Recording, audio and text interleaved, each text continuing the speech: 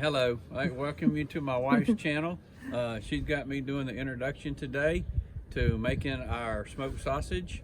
She's going to be showing y'all a video on sausage, how we do our sausage. Not everybody does it this way, but this is how we do it because this is the way we like doing it and the way we like it seasoned and everything. We make all our own sausage, about 40 to 45, 50 pounds a year.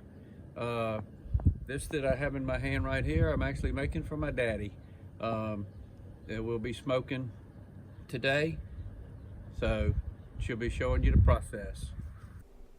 We started making our own sausage about 15 years ago. And so over that time, we've tried a lot of different methods and different things and kind of come up with what works well for our family. So that's what I'm going to be sharing with you today. The first step to making a good sausage is deboning your meat. And I really consider this to be the foundation of a good sausage because if you don't have good meat going into the sausage, you're not going to have good sausage, in my opinion. And so we probably spend the most time of anything on deboning the meat because we cut out all of the things that are not good. And deer meat has a lot of stuff that's not the best. All of the white, you can see it on the outside of that deer meat. There's like really a white slimy coating, and it does not make for a good sausage. It also will not only affect the taste of your sausage, but it'll affect the texture, and it will clog up your grinder if you get too much of it in there, and then you have a mess. You have to stop, you have to unload the grinder, you have to get all that out. And if some of that gets into your sausage in big chunks, it's not going to be a really pleasant thing when you bite into that. So we spend a lot of time on our deboning, and we get all of that white that's on the outside out. We get all of the white that's on the inside of the meat, and we just cut all of that out, and we really take our time and get a really nice sausage to go into our grinder that doesn't have all of that stuff in it. Okay, so here's what our meat looks like when it's ready to go into the grinder, and you can see that it's really nice and clean. We use the attachment, the meat grinder attachment for the Bosch Universal Mixer. So we had that mixer all those years ago. Mine's an older version. You can probably see it there. But you can get this meat grinder attachment to go with it, and that's what we did. And this thing has served us very well for the last, like I said, 15 years. We are considering getting a bigger meat grinder since we make so much sausage, but we've been using this one and it's worked really well. So if you're not going to use a lot, make a lot of sausage and you have a Bosch Universal mixer, you might want to consider getting a grinder like this. So for our grinder, we grind through the coarse plate, which is a number 7, 8 for our grinder. And the meat that we're grinding here is going to be mixed with already ground beef from our cows that we raise. That's what we're going to use to mix with our venison for this sausage. So because it's going to go in with that other already ground meat, we'll run it through the grinder twice, and then it will be ready to mix with the meat that's already ground up. Okay, here you can see what it looks like. It's now ready to be mixed. Now what we'll do, because we're doing quite a few pounds of sausage meat here at a time, we'll cover this and put it in the refrigerator while we finish, deboning and grinding all of the rest, and then we'll wait till it's all ready to go, and then we'll season it all at the same time. We'll mix it with the ground beef, and then we will season it all at the same time. Now, we don't always use ground beef. Sometimes we use pork. We've used already ground up pork, and then we've also ground our own. So either way, but we do always mix some other type of meat with our venison for making our sausage. So now we're getting ready to do the seasoning, and here you can see the seasonings that we have ready to use. And I'm going to leave in the description box for you the measurements and everything for the seasonings, what seasoning we use, and what the measurements are. But what we do is we go ahead, when we're doing large amounts like this, we will season 10 pounds of meat at a time because it's too difficult and we don't have a big enough container to season it all. So we just figured out that 10 pounds is a good amount. Now you can see our ground beef sitting there. It's packaged up. It came out of our freezer, and we'll be putting it into this sausage. So here he's mixing up a 10-pound amount, and then we'll use that to season 10 pounds of our sausage meat. Right now I'm going to show you just a small batch because I wanted you to be able to see really well like what the sausage seasoning process looked like. So here I have a pound of venison that's ground there, and then we're going to add in a pound of ground beef. And then we'll season that up. So this will be a 2-pound batch that we'll be seasoning here, but I highly recommend to you, if you're making sausage for the first time, or even if you're trying a new seasoning recipe for the first time, I would encourage you to mix up, just take a pound of your meat that's ready to be seasoned, which if it's a combination of venison and beef or venison and pork, whatever it is, just take a pound of that out and then mix up the seasoning for 1 pound of meat and season that meat. Then take that seasoned meat and make a little patty out of it and cook it on the stove, in a frying pan, and then taste it. So you can taste the seasoned meat and make sure that you like it before you season all of your meat for sausage. Because I tell you, one time before we started making our own, we got some sausage made and it was horrible. Like, we couldn't eat it. We fed it to the dogs. And it was really, really disappointing. After that, we didn't have any sausage for that year. It was just terrible. They had just put some seasonings in it that we didn't like. And it was actually like the worst thing I've ever tasted. So I would definitely encourage you to try your seasoning mix first. You might want to change it up some. You might want to, if you use my seasoning mix, you might want to add something to it. You might want to take something out of it. And so the best way to do that and to figure out whether you like it is to just mix that 1 pound amount. Like I said, cook a little patty, taste it. If you want to experiment with, something else, add something to it, make another little patty, cook it, taste it, and you'll be able to tell whether you like it or not. And hopefully you'll avoid that horrible experience we had with that sausage. I don't remember how many pounds it was, but it was a lot of sausage. Like, it was all of our sausage for the year that we had taken to this. We had taken it to a new place that somebody recommended, and it was just a terrible experience. It was horrible. We couldn't eat it. I think the dogs didn't even like it. But anyway, we solved that problem by making our own sausage. And so now we love our sausage. We love the mix.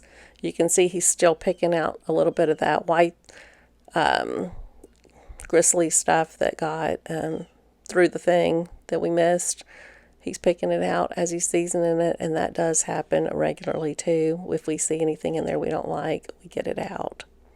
So, all right, that's how we mix it. We just pour it over the top and mix it in like that. And here's the sausage that's mixed and ready to get stuffed. So that is the next part of the process. If you don't have time to do it all at one time, go ahead and cover this and put it in the fridge. But we always go ahead and stuff our sausage as soon as we finish seasoning it. We like to get all of that done at one time. So the first step to stuffing your sausage is to load the casings onto the tube of the sausage stuffer. Now we're using natural casings here, and if that's what you're using, they come packaged in a salt water like brine, so you have to take those out ahead of time. You have to rinse them and then soak them in water. I think it's for like 15 to 30 minutes, something like that. You have to soak them to get them ready to use. So be sure and take those out and start getting those ready, when you're seasoning your meat, so it'll be ready when you're ready to start stuffing it. Now we have a limb stuffer here that we use for a long time. We just used our meat grinder. We ran it back through there and stuffed it, but this does work better, and so we are pretty happy with it. You can tell ours isn't electric. You have to manually turn it, but it's not difficult and it works good, and we've been really pleased with it. Now here you're going to see him twisting the meat to make links, and so that's what we do. You can do it as it comes off the stuffer like this, or you can let it be one long, like each section of your casing, which would be one long piece.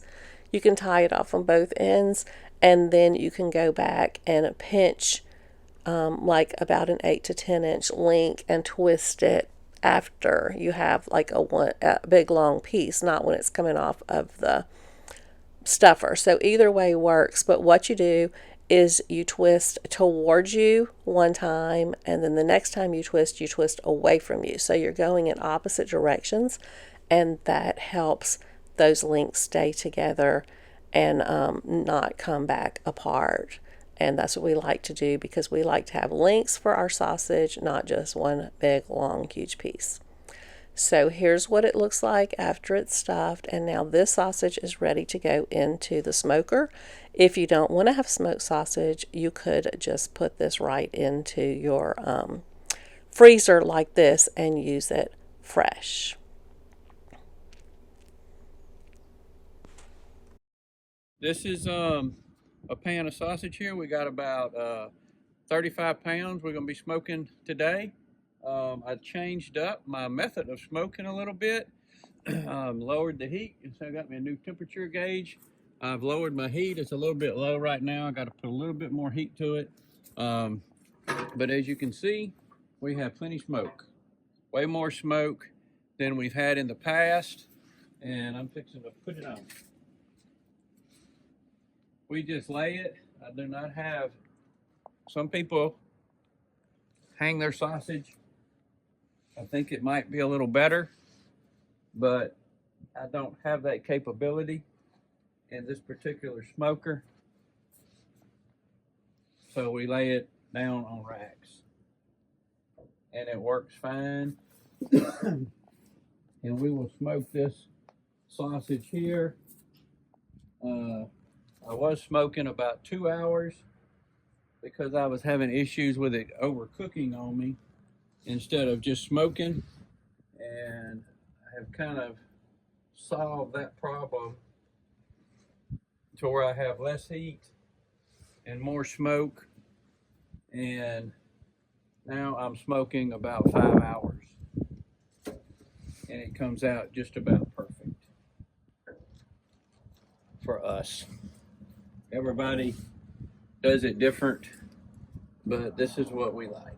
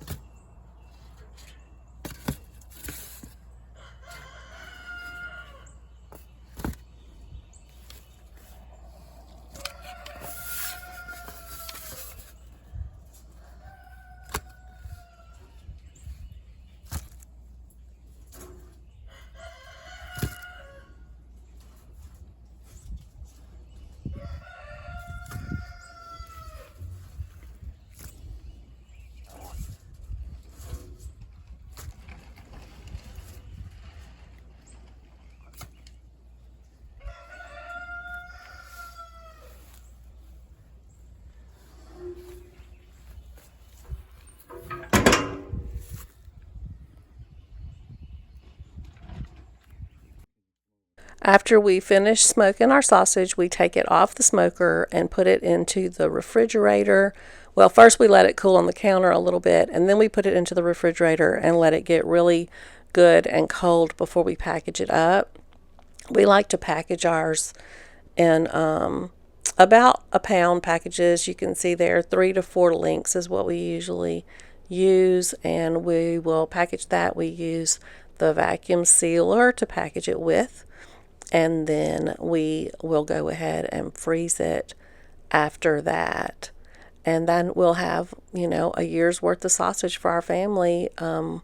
We're feeding 5 adults, 3 of which are males. So they eat a lot of food. And so we do use a pretty good bit of sausage, and we we make enough to last our family for a whole year.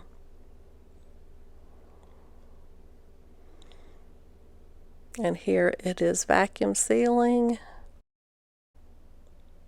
We have found this to be the best way. We like to seal it this way. We used to wrap it in freezer paper and do it that way, but we like to do the vacuum sealer. It seems to work the best.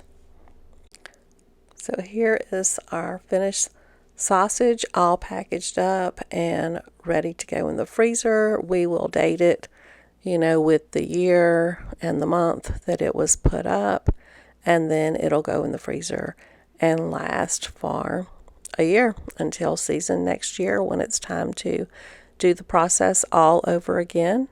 And like you heard my husband say earlier, we also end up making sausage not just for ourselves, but we usually make some for his family every year, his parents, and sometimes we make it for our kids that are married, or they usually come over and help.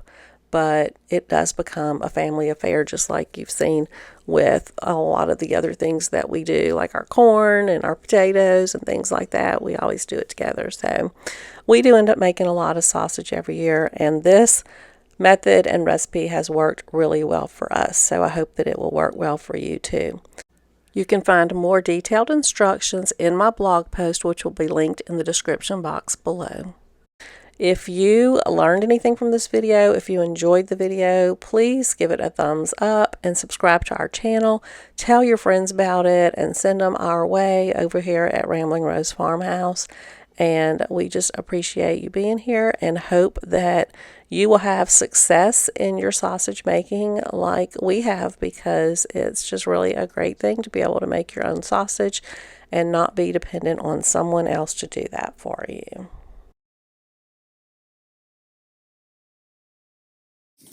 Hello, I'd like to welcome y'all to my wife's channel. I'm introducing this today because she didn't want to put her makeup on. Okay, okay, turn around again and say hello again, and leave out the part about me not wearing No, you gotta leave that in there. Come on, do it right. Hello. All right, you ready? Mm-hmm. Is that all I need to say? Or are you gonna cut it? I guess so. Okay. So now I'm ready to. Do I need to open the door?